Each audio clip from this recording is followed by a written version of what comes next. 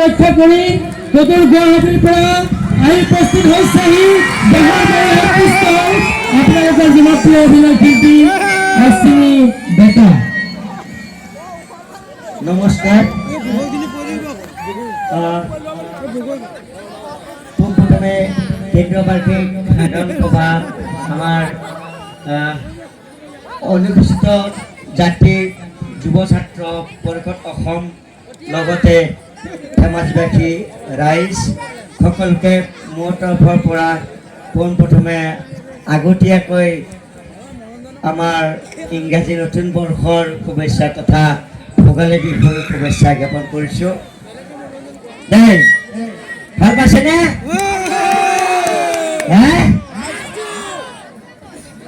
ৰামচন্দ্ৰ আহিছে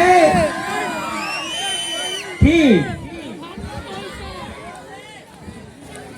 ৰামচন্দ্ৰ আহিছে নহয়, এইটো অকণমান বেলেগ। ৰামচন্দ্ৰ আহিছে লগত বহুত মানুহ আনিছে,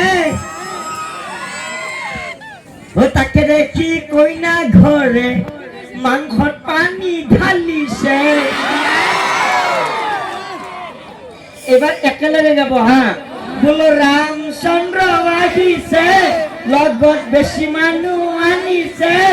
তাকে দেখি কইনা ঘরে মাংসত পানী ঢালিছে। এই মজা।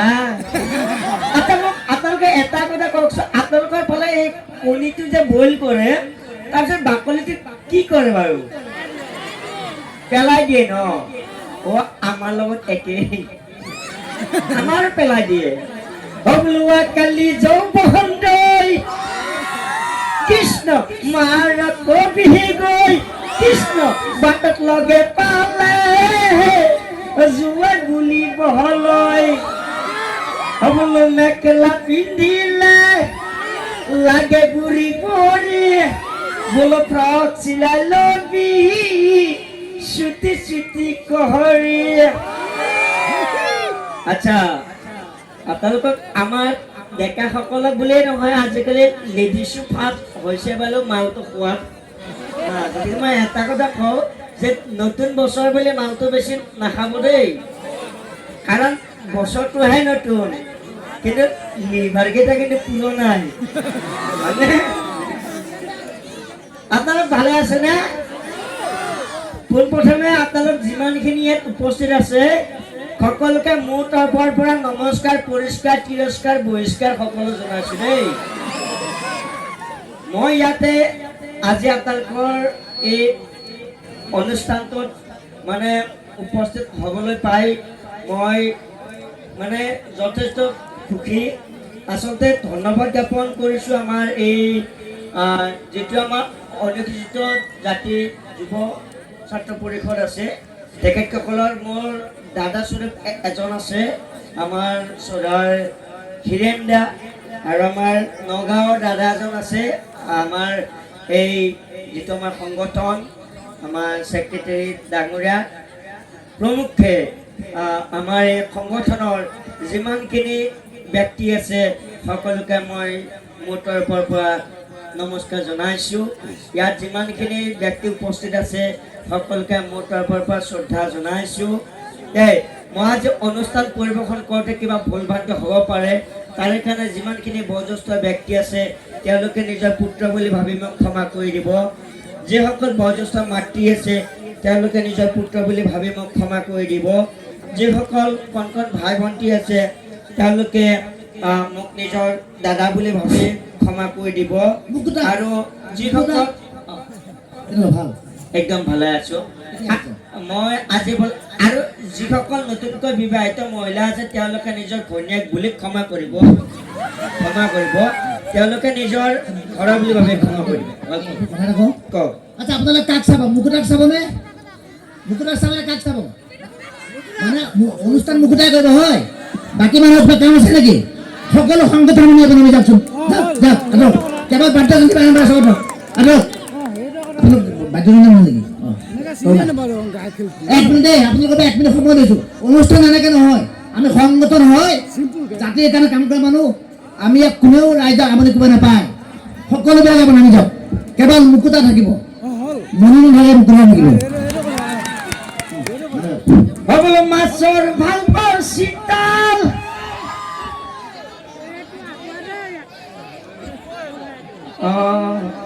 ইনছে নিমিয়ে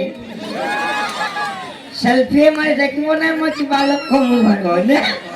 বোলো মাছৰ ভাল পাওঁ শীতল বোলো পাচলি ভাল পাওঁ পটল এনেকুৱা বতৰত আমাৰ ডেকাসকলক লাগে কি বোলে ৰঙা পানীৰ বটল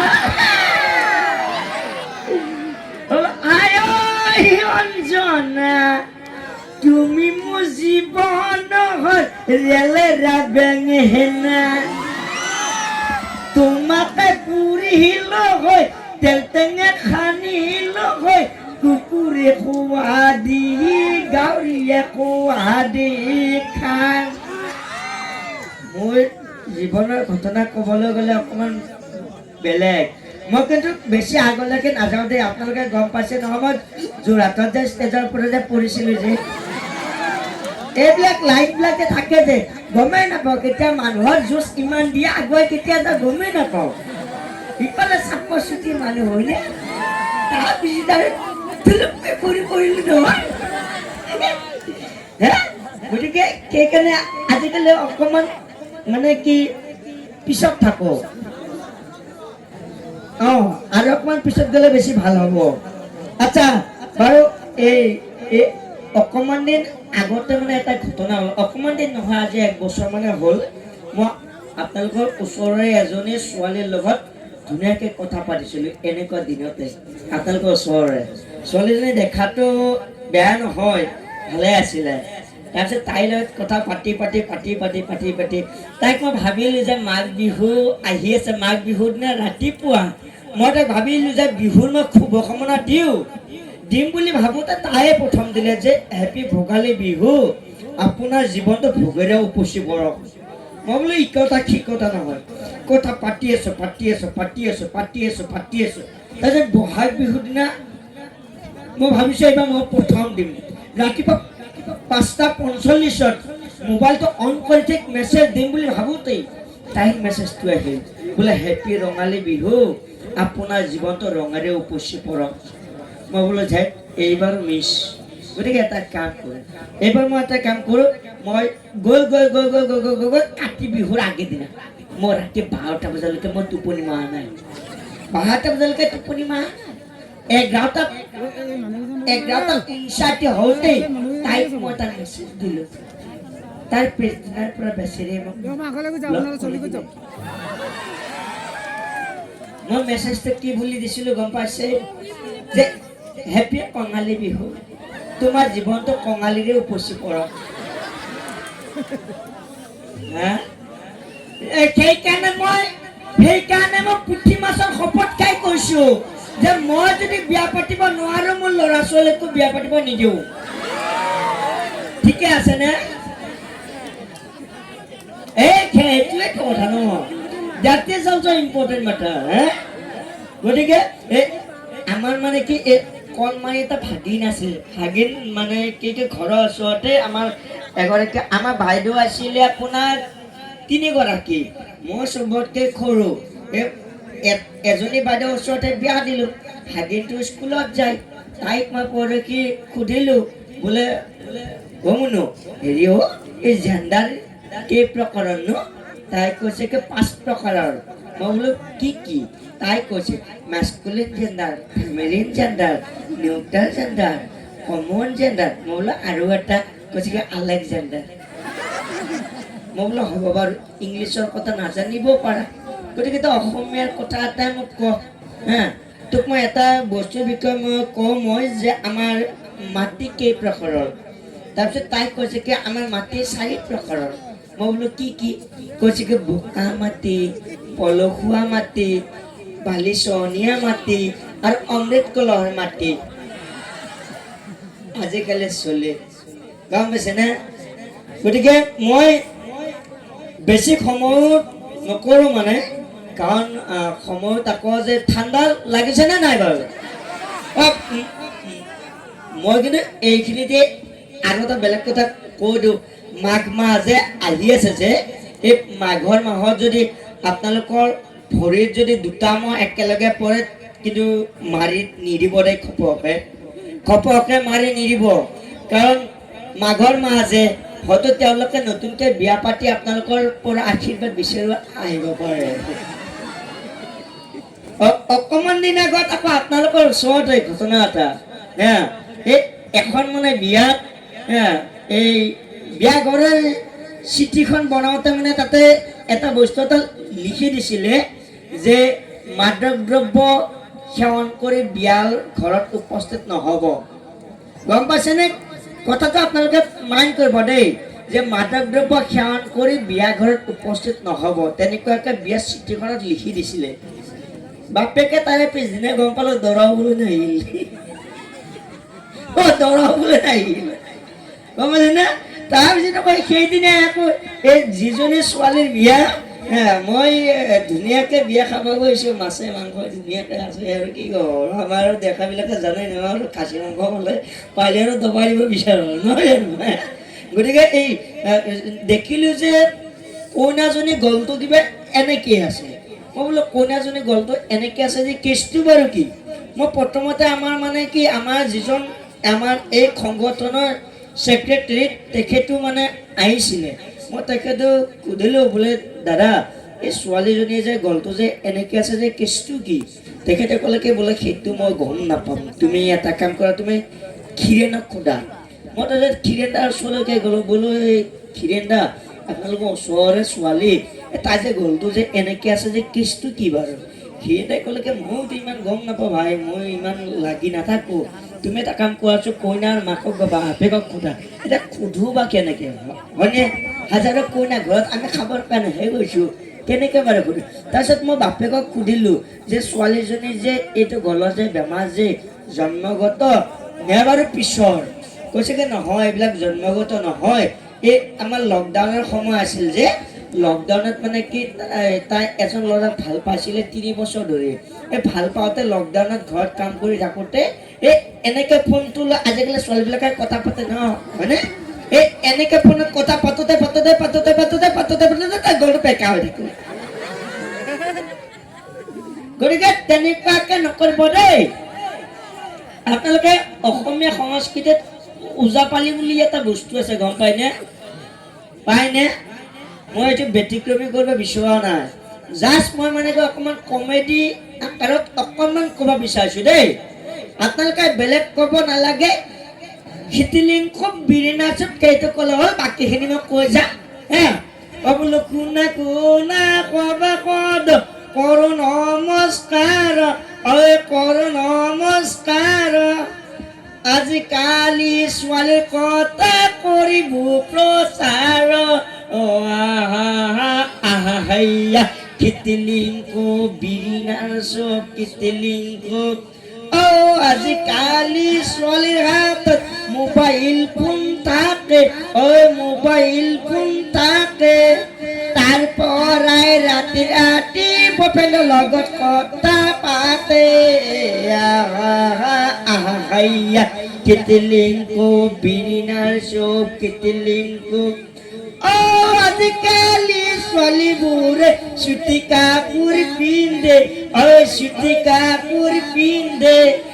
বতাহ দিলে উৰা মাৰে খামচা মাৰি তৰে কিতিলিংকো বিৰিণাৰ চব কিতিলাংকো ধন্যবাদ মই আপোনালোকৰ মাজত আৰু বেছি সময় নাথাকোঁ আমি আমন্ত্ৰণ কৰি অনা বেহৰবাৰী ধাৰাবাহিকৰ মুকুতা খ্যাত অশ্বিনী ডেকাক আমি অনুসূচিত জাতি যুৱ ছাত্ৰ পৰিষদ অসম এই সংগঠনৰ তৰফৰ পৰা আমি সম্বৰ্ধনা জ্ঞাপন কৰিব বিচাৰিছোঁ আমি আমন্ত্ৰণ কৰি অনা এই ধাৰাবাহিকৰ অভিনয় শিল্পী অশ্বিনী ডেকাক এখনি গামোচাৰে সম্বৰ্ধনা জনাব এটি জাপিৰে সম্বৰ্ধনা জ্ঞাপন কৰিব অনুসূচিত জাতি যুৱ ছাত্ৰ পৰিষদ অসম কেন্দ্ৰীয় সমিতিৰ প্ৰচাৰ সম্পাদক অমিত ৰঞ্জন দাসে এয়া আমি আমন্ত্রণ করিও না অশ্বিনী ডেকা মকুতা খ্যাত অশ্বিনী ডেকাক সম্বর্ধনা জ্ঞাপন করেছে অমিত রঞ্জন দাসে কেন্দ্রীয় সমিতির প্রচার সম্পাদক আর এইখিনিতে আমার অশ্বিনী ডেকাক অনুসূচিত জাতি যুৱ ছাত্ৰ পৰিষদ ঢকুৱাখানা মহকুমা সমিতিৰ অজয় দাসেও সম্বৰ্ধনা জ্ঞাপন কৰিব বিচাৰিছে এই শুভক্ষণতে আমি এখনি গামোচাৰে এই সম্বৰ্ধনা জ্ঞাপন কৰিছে অশ্বিনী ডেকাক আমাৰ ঢকুৱাখানা মহকুমা সমিতিৰ অজয় দাসে ববলো এটা বাটিত পুনৰু এটা বাটিত নহৰু হাত চাপৰি তালে তালে বজাব দে ববলো এটা বাটিত পুনৰু এটা বাটিত নহৰু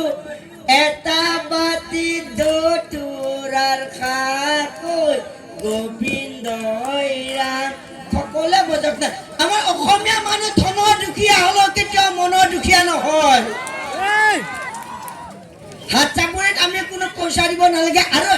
হাত চাপৰিত আপোনালোকে এটা কাম কৰক যদি হাত চাপৰি ঠাণ্ডাৰ কাৰণে মাৰিব টান পাইছে দুইখন হাত উলিয়াব টান পাইছে তেনেহ'লে বেলেগৰ গালত তলত ঠাল ঠাল ফুটাই দিব বোলো এটা বাটিত পুনৰু এটা বাটিত নহৰু এটা বাটিত দতুৰাৰ খাকৈ গোবিন্দ ৰাম মূৰৰ চুলি চিঙি আশীৰ্বাদ মূৰৰ চুলি চিঙি আশীৰ্বাদ কৰোঁতে কৰোঁতে চুলি গৈ নোহোৱা কৰি গম পাইছেনে সেইটো নোহোৱা কৰিছে গতিকে আশীৰ্বাদ কৰাৰ বাদ দিছোঁ দেই সদৌ শেষত আপোনালোকে মোৰ অৰিজিনেল নামটোতো নাজানে ন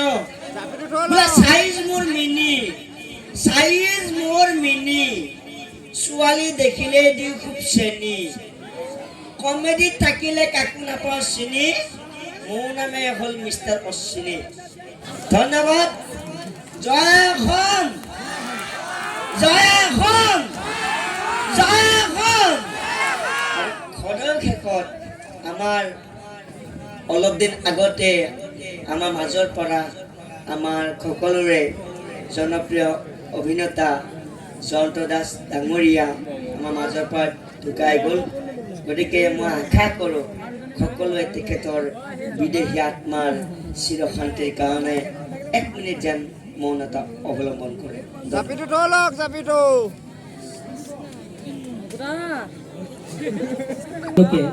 থিয় হ'বলৈ অনুৰোধ জনাইছোঁ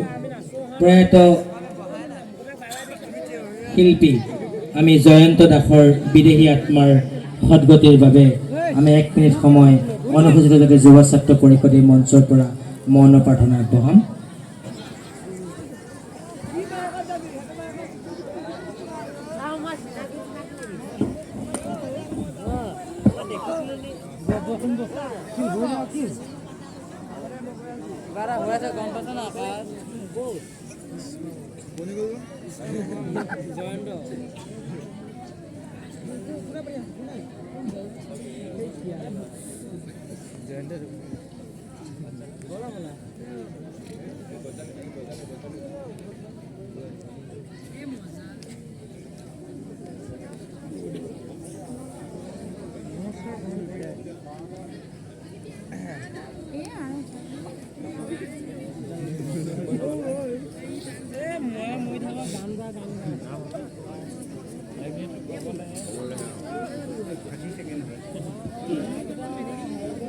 ওম শান্তি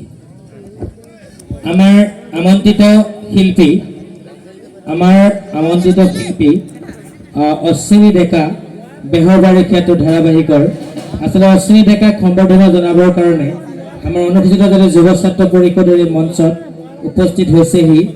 উত্তৰ লখিমপুৰৰ ৰেনল্ড কুইট খ্যাত ৰেনল্ড আচলতে গাড়ীৰ আমাৰ লখিমপুৰ জিলাৰ স্বত্বাধিকাৰ আমাৰ ভাস্কৰজ্যোতি দাস আচলতে আমাৰ অনুসূচিত জাতি যুৱ ছাত্ৰ পৰিষদৰ এজন সদস্য এই ভাস্কৰজ্যোতি দাসে অশ্বিনী ডেকা ৰেনল্ড কুইটৰ তৰফৰ পৰা সম্বৰ্ধনা জ্ঞাপন কৰিব বিচাৰিছে আমি ভাস্কৰ্য দাসে সম্বৰ্ধনা জ্ঞাপন কৰিছে। নমস্কাৰ। আমি সময়ৰ প্ৰতি লক্ষ্য ৰাখি অশ্বিনী ডেকাক আমি আজি অনুষ্ঠানৰ মঞ্চৰ পৰা বিদায় দিছোঁ। খন্তেক পাছতেই আমি মঞ্চলৈ আমন্ত্ৰণ জনাম অনুসূচিত জাতি যুৱ ছাত্ৰ পৰিষদ অসমে আজি সাংস্কৃতিক অনুষ্ঠানৰ বাবে আজি গীতৰ খৰাৰ বাবে আমন্ত্ৰণ কৰি অনা সুকণ্ঠী গায়িকা পাপৰি শইকীয়াৰ গীতৰ অনুষ্ঠান। তাৰ আগে আগে মই মঞ্চলৈ আমন্ত্ৰণ জনাইছোঁ। আমাৰ মাজত উপস্থিত হৈছেহি দুটি নৃত্যশিল্পী। মই মঞ্চলৈ আমন্ত্ৰণ জনাইছোঁ কবি লখিমপুৰৰ পৰা আহি আমাৰ মঞ্চত নৃত্য পৰিৱেশন